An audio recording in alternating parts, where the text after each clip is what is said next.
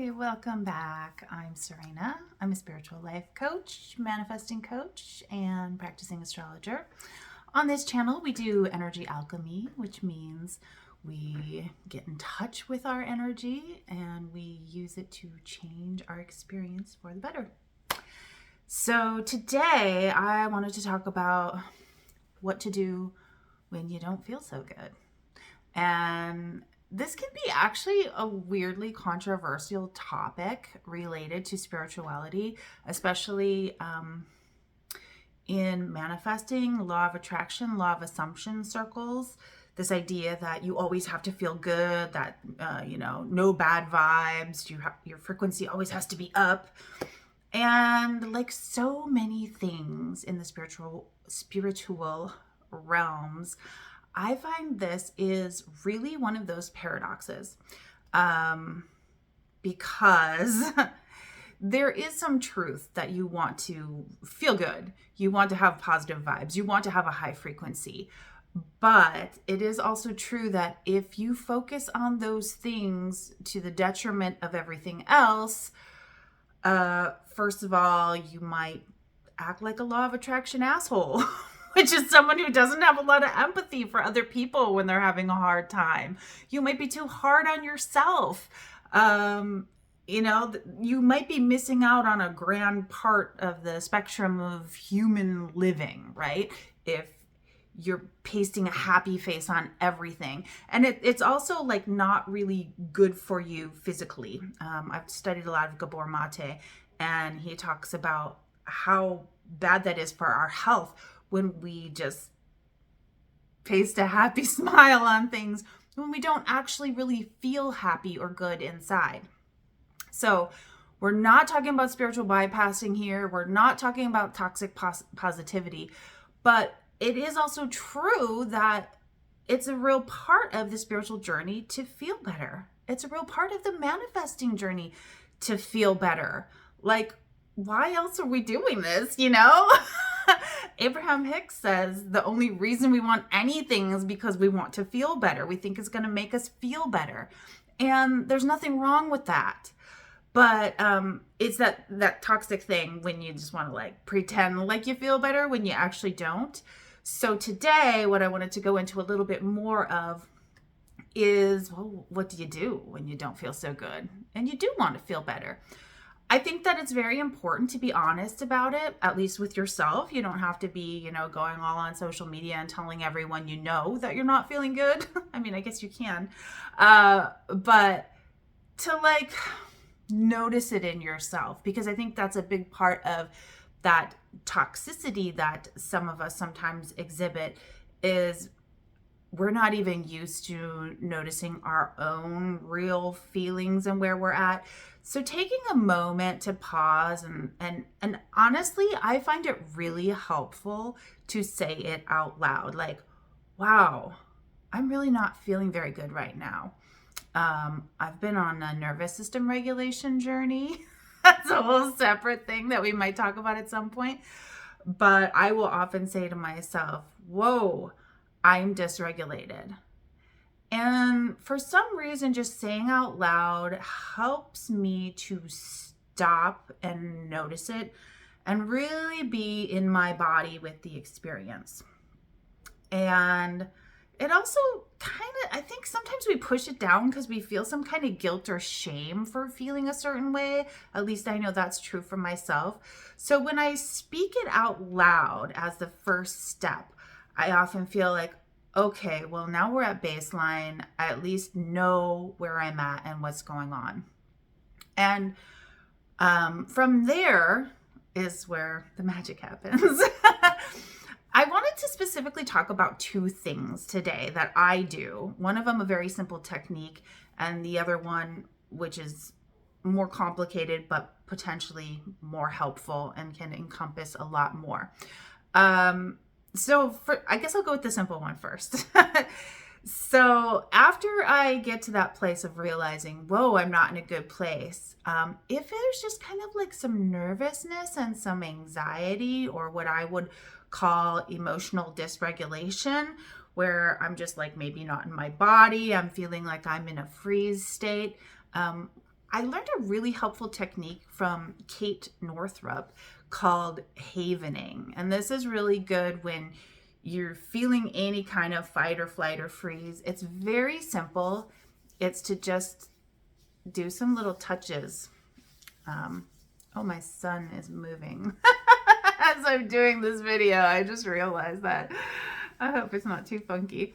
But just like doing these little motions with your hands, touching yourself skin to skin, just your hands and forearms. It's just very soothing, and you can do it really on the sly, even if you're in a meeting or with a group of people or another person and you're not feeling so hot. It's a really, really good, simple way to check in with yourself, get in your body, and do some self-soothing. The more complicated thing that I do is once I start with that self-talk of like, whoa, I'm really not feeling very good right now.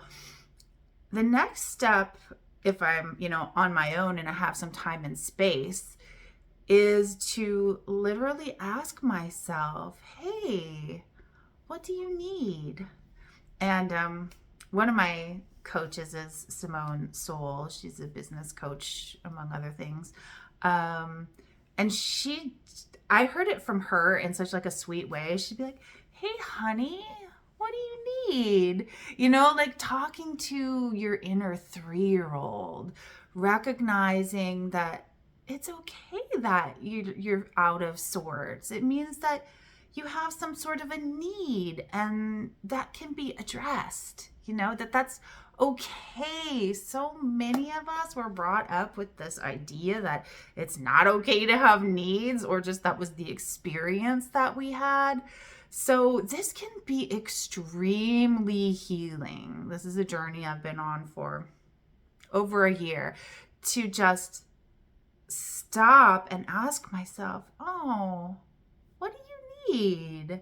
And if you can say it with a lot of love and compassion and a real commitment to giving yourself what you need, it can be a variety of things. It might be, well, I need to take a walk right now, or I need a snack, or I need a nap, or I need a hug. And if there's not someone around, you can even just, like self hugs it can be really powerful, especially just like a little pressure on yourself with your own hands. If there's not someone else around, or if you don't feel comfortable asking, maybe you need to sit and pet one of your animals, like there's any number of things that could come up from within when you seriously ask yourself this question, like, okay, I know I'm off right now. What do you need? And then it's just like the world is open. And then give yourself what you need to the best of your ability. Like you might, if you say something, I need $10 million. You might not be able to do that right away. But there's so much that we can do to help ourselves get in our body and at least get to feeling neutral, so that we can, raise ourselves up again. And this is about like really, really looking at how we're feeling, listening to our emotions, trusting their guidance, and addressing it, so that we organically start to feel better and we raise up and start to have a better experience. And from there, if there's techniques that you want to do for manifesting, like affirmations, actually even doing my affirmations sometimes makes me feel better and pops me up.